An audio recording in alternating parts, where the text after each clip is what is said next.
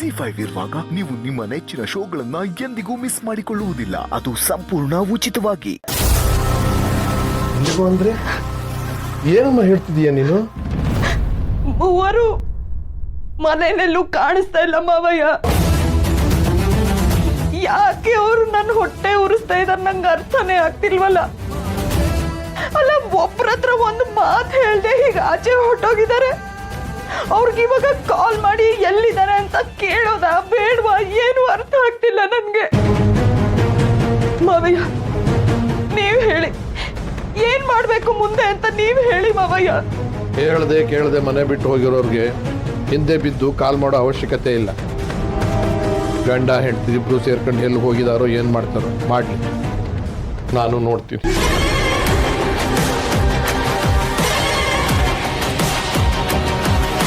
ಇದು ಯಾವುದು ಆಗ್ಬಾರ್ದಿತ್ತು ಮಾವಯ್ಯ.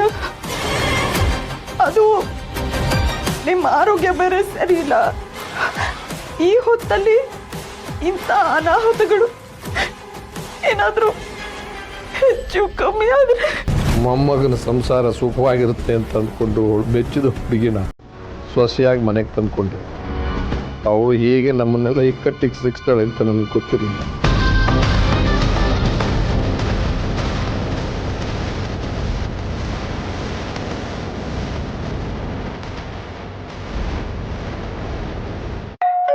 ಮಾವಯ್ಯ, ಅಪ್ಪ ಬಂದ ಅನ್ಸುತ್ತೆ.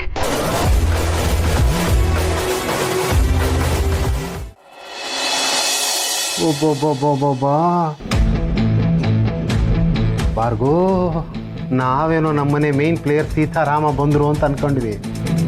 ಆದ್ರೆ ಇಲ್ಲಿ ಬಂದಿರೋದೇ ಬೇರೆ. ನೋಡಿಲ್ಲಿ ಲೀಗಲ್ ನೋಟಿಸ್. ಸಿಹಿನ ಕ್ಲೈಮ್ ಮಾಡಿರುವಂಥ ಶ್ಯಾಮ್ ಕಳಿಸಿರೋ ಲೀಗಲ್ ನೋಟಿಸ್ ಇತ್ತು.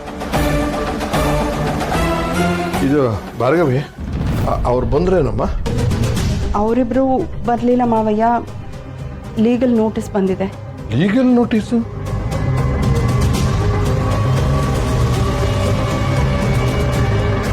ಮಗುನ ಹೇಗೆ ವಾಪಸ್ ಪಡ್ಕೋಬೇಕು ನನಗೆ ಗೊತ್ತು ಅಂತ ಅವತ್ತು ಶ್ಯಾಮ್ ಹೇಳ್ಬಿಟ್ಟು ಹೋದ್ನಲ್ಲ, ಅದಕ್ಕೆ ಇವತ್ತು ಲೀಗಲ್ ನೋಟಿಸ್ ಕಳಿಸಿದ್ದಾನೆ.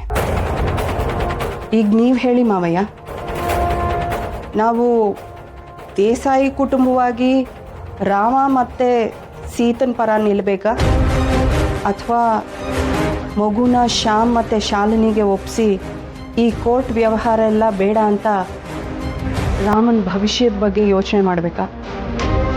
ನಿರ್ಧಾರ ನಿಮಗೆ ಬಿಟ್ಟಿದ್ದು.